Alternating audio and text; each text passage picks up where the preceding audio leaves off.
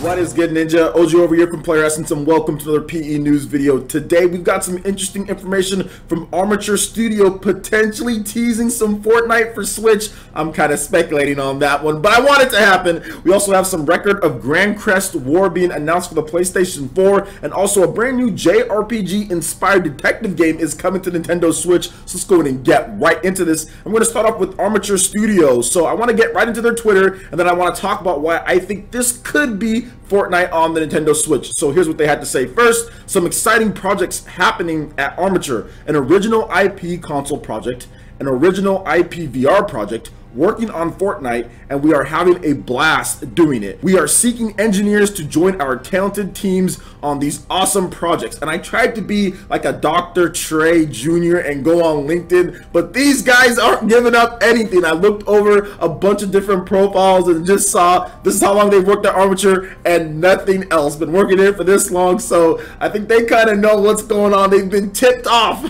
They've been tipped off by someone to make sure that they don't put anything there, or maybe that's just how they always operate, since they do work in the video game industry, and most people who do work in the video game industry do not say exactly like everything that they've been doing or upcoming things or stuff like that. Usually they just list what they've done before, but when it comes to their current projects, they don't list things. So I didn't find anything there, but at the same time, let's go over what Armature Studio is all about. Now, in Armature Studio, they were originally going to be porting Bloodstained Ritual of the Night, that game that uses Unreal Engine 4, to the Wii U, and apparently they're still porting that to the PS Vita, because both Wii U and PS Vita do not support Unreal Engine 4 natively. They support Unreal Engine 3. So apparently they are still porting that over to the PS Vita last time that I checked, and they were going to do it for Wii U, and that takes a lot of talent and a lot of dedication in order to get that style of engine ported over when it doesn't support it natively. So I would think that if anyone was going to be putting an Unreal Engine 4 game when it comes to a Nintendo system, it would be these guys, because they're ready to do it for the Wii U, and the Nintendo Switch actually supports Unreal Engine 4 natively. So that's one reason. Another reason is that they're actually big Nintendo fans. Some of their studio actually used to work at Retro Studios when it comes to working on Metroid and games like that. So they're fans of Nintendo systems and everything like that. Plus, if you look at ReCore, which they developed that with Kenji Inafune, like they took a lot of influences from Metroid Prime and other games that Nintendo's had in their past. So I definitely think that this could be, they could be the studio working on Fortnite for the Nintendo Switch. They have that experience with Unreal Engine 4. They know how to put it onto systems that aren't like PS4, Xbox One, and PC, because they were going to do it for Wii U and apparently still doing it for the PS Vita. So even with the native support of Unreal Engine on the Nintendo Switch, you still have to tinker around with things, considering the different specs of the PlayStation 4, Xbox One, and Nintendo Switch. So I do feel that they could potentially be working on it, because like Fortnite, when did they start working on Fortnite? Like,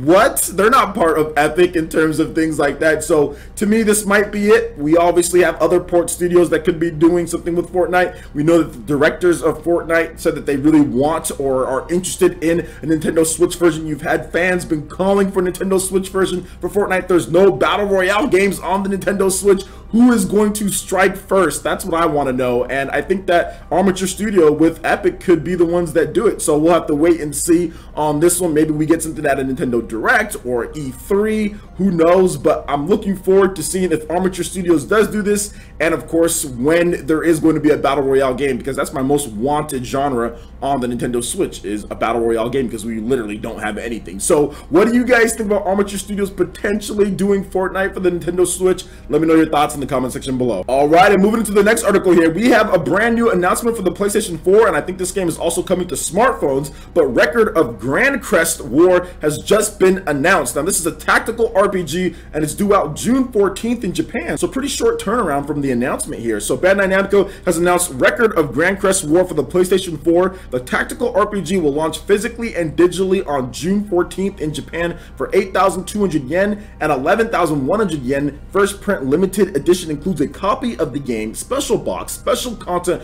Blu-ray disc, soundtrack, CD, and special booklet will also be available. Now here's an overview of the game, because I had no idea what record of Grancrest War is. Atlaton, a continent where chaos dominates everything. Frightened by the disasters caused by the chaos, the people live under the protection of lords who possess Crest. the power to suppress those calamities. However, the lords eventually abandon the idea of protection of the people and break into a war to fight each other's crests and territory. During that, a celerity image named Seluka, who despises lords without ideals, meets Theo, a wandering knight, on a training journey in order to free his hometown from tyrannical rule. Through the high-handed tactics of Seluka, who is touched by Theo's ideals, they sign a master and servant contract and aim to bring a change to the continent thrown into war. Now, the confirmed playable characters include Theo, Selukia, Erwin, Priscilla, and more. You can check out the trailer as well. I'm not going to be playing it full screen for you guys or any gameplay all the way, just because Bandai Namco, they're becoming hard with these copyrights. So you guys can check out more footage and everything, links in the description below. And I wanted to talk to you guys a little bit about this because I know nothing about it. So I wanted to go through the comment section and kind of read what you guys are thinking about this. So is anybody a fan of the Record of Grancrest franchise?